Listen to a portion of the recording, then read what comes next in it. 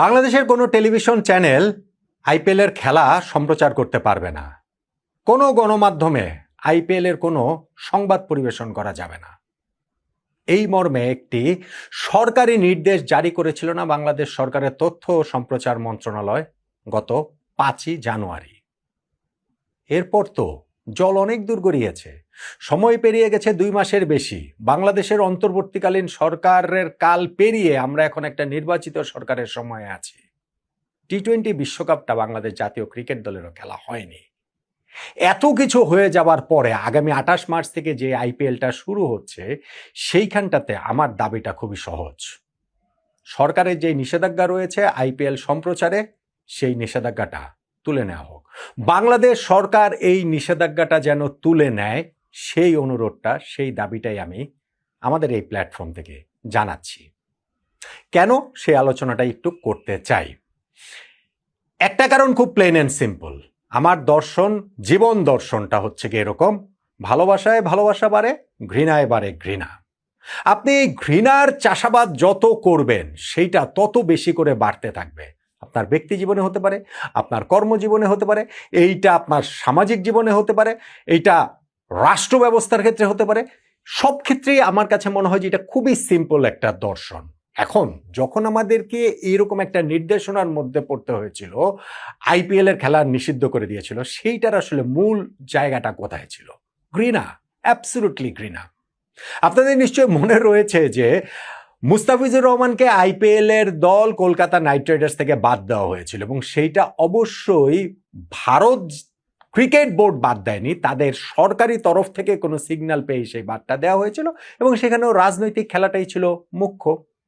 তার প্রতিক্রিয়া বাংলাদেশ যেভাবে দেখিয়েছে, বাংলাদেশের অন্তর্বর্তীকালীন সরকার যেভাবে দেখিয়েছে, সেইটাও আসলে ছিল পুরোপুরি রাজনৈতিক উদ্দেশ্য প্রণোদিত। আমাদের তৎকালীন যুব ক্রীড়া মন্ত্রণালয়ের উপদেষ্টা ডক্টর আসিফ নজরুল, তিনি নিজের ভেরিফাইড ফেসবুক পেজে স্ট্যাটাস দিলেন যে আমি তথ্য সম্প্রচার মন্ত্রণালয়কে অনুরোধ করব বাংলাদেশে যেন আইপিএল এর খেলা নিষিদ্ধ করা হয়, যেহেতু মুস্তাফিজকে তারা বাদ দিয়েছে।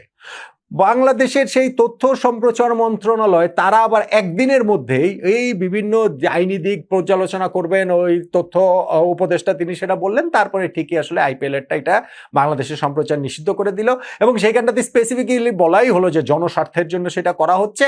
এইখানটাতে যেহেতু মুস্তাফিজুর রহমানকে বাদ দিয়েছে এর যৌক্তিক কারণে ব্লা ব্লা ব্লা ইত্যাদি। কিন্তু পুরো খেলাটাই তো রাজনৈতিক ছিল না, এবং সেই রাজনৈতিক খেলার বলি আলটিমেটলি গিয়ে বাংলাদেশ ক্রিকেট হয়েছে। বাংলাদেশ শেষ পর্যন্ত টি-20 বিশ্বকাপে অংশ নেয়নি। কেন নেয়নি, কিভাবে নেয়নি, অনেক আলোচনা করেছে, কিন্তু আমার bottom line plain and simple, সেইটা হচ্ছে গিয়ে রাজনৈতিক কারণেই আমরা আসলে ওই বিশ্বকাপটা খেলতে পারিনি। বাংলাদেশে যদি জাতীয় নির্বাচনটা 12ই ফেব্রুয়ারি না হয়ে ধরেন 12ই জানুয়ারি হতো, কিংবা বিশ্বকাপ ক্রিকেটটা যদি 7ই ফেব্রুয়ারি থেকে শুরু না হয়ে 7ই মার্চ থেকে শুরু হতো, এই দুইটা ঘটনার একটা ঘটনা যদি ঘটতো, তাহলেই বাংলাদেশ বিশ্বকাপ ক্রিকেটে অংশ নিত। আমি নিশ্চিত বাংলাদেশ অংশ নিতই নিত, এবং আমি নিশ্চিত যে আপনারাও অনেকে আমার এটার বক্তব্যের সঙ্গে একমত হবেন। তার মানে আমরা রাজনৈতিক কারণে সেই অংশটা নিতে পারিনি। কিন্তু আপনি দেখেন, এই যে হাততালি পাওয়ার জন্য, পাবলিকের বাহবা পাওয়ার জন্য আইপিএল এর খেলা বাংলাদেশে সম্প্রচার যে নিষিদ্ধ করার ঘোষণাটা অনুরোধ জানালেন আমাদের যুব ক্রীড়া মন্ত্রণালয়ের উপদেষ্টা ডক্টর আসিফ নজরুল, সেইটা আবার তথ্য ও সম্প্রচার মন্ত্রণালয় অনুমোদন করে দিল, তারা সেইটা জানিয়ে দিল যে সম্প্রচার করা যাবে না। এই পাবলিক হাততালি যে তারা কোরালেন, ওয়ার্ল্ড কাপের খেলাগুলো তাহলে কেন বাংলাদেশে নিষিদ্ধ করা হয়নি?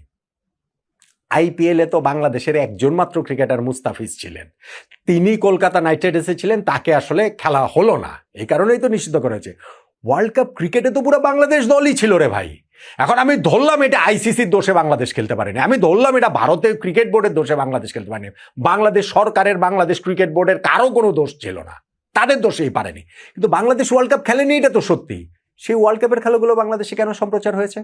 সেই ওয়ার্ল্ড কাপের খেলাগুলোর কি কারণে বাংলাদেশে সংবাদ সম্প্রচার করা হয়েছে? গণমাধ্যমে সেই ক্ষেত্রে কেন কোনো নিষেধাজ্ঞা ছিল না? পুরো বাংলাদেশ দল খেলছে না, পুরো বাংলাদেশের একটা জাতির আবেগ যেটার সঙ্গে জড়িত, একটা ওয়ার্ল্ড কাপের সঙ্গে জড়িত।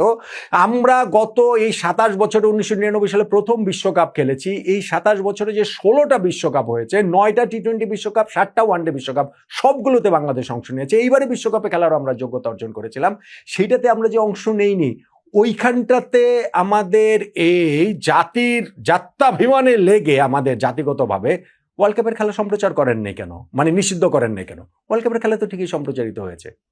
তো পুরো বাংলাদেশ দল খেললো না, সেই ওয়ার্ল্ড কাপ যদি বাংলাদেশে সম্প্রচারিত হতে কোনো বাধা না থাকে, তাহলে আইপিএল সম্প্রচারিত হতে সমস্যাটা কোথায়? যেইখানটাতে শুধুমাত্র আমাদের একজন ক্রিকেটার ছিল, মুস্তাফিজকে তারা যেভাবে বাদ দিয়েছে সেটা ঠিক হয়নি, অ্যাবসলিউটলি সেটা রং ছিল এবং অ্যাবসলিউটলি সেটা রাজনৈতিক সিদ্ধান্ত ছিল। এইখানটাতে মেক নো মিস্টেক, এখানটাতে ভুল বোঝার, ভুল করার কোনো জায়গা নেই।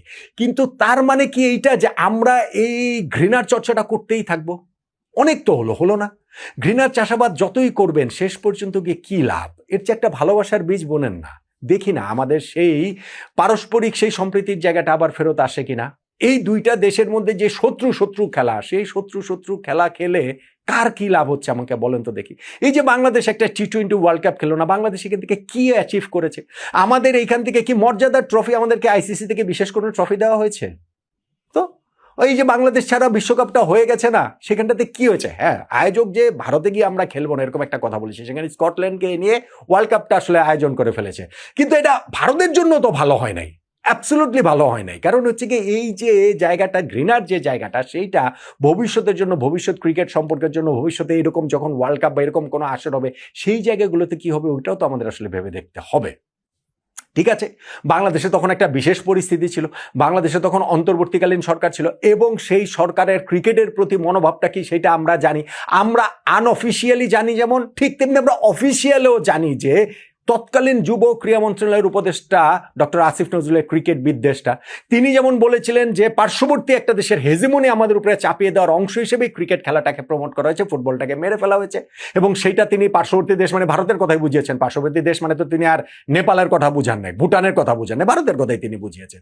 ফলে সেই ক্রীড়া উপদেষ্টা যখন ছিলেন, তিনি তার রাজনৈতিক স্বার্থ হাসিলের জন্য যা করার সেটাই করেছেন। আইপিএল নিষিদ্ধ করেছেন, বাংলাদেশের ওয়ার্ল্ড কাপ যেন ফাইনালি খেলতে না পারে সেটা এনশিওর করার চেষ্টা করেছেন, বাংলাদেশ ক্রিকেট ধ্বংসের নীল নকশাটা মোটামুটি করে ফেলেছিলেন। কিন্তু যেহেতু 12ই ফেব্রুয়ারি নির্বাচন পরবর্তী সময়ে তাদের ওই নীল নকশাটা খুব কাজ করছে না, সেই নির্বাচনের রেজাল্টের কারণে এখন তো আমরা সেই আশাটা করতেই পারি যে দুই দেশের মধ্যকার সম্পর্কটা সহজ হোক, স্বাভাবিক হোক, এবং সেই ক্ষেত্রে ওই পিংপং ডিপ্লোমেসির মতো ক্রিকেট ডিপ্লোমেসিটা ওই ক্ষেত্রে একটা গুরুত্বপূর্ণ রোল প্লে করতে পারে। এবং সেই জায়গাটা থেকে আমি গতকালকেও একটা ভিডিও করছিলাম, সেখানটা তো বলেছিলাম, আমি আজকেও সেই জায়গাটাতেই বলছি যে আইপিএল এর খেলার সম্প্রচারে যে নিষেধাজ্ঞা বাংলাদেশে রয়েছে সেইটা সরকার তুলে নিক, তাহলে দুই দেশের সম্পর্ক সহজ স্বাভাবিক হবার ক্ষেত্রে বাংলাদেশ ভারতের একটা বড় পদক্ষেপ হবে।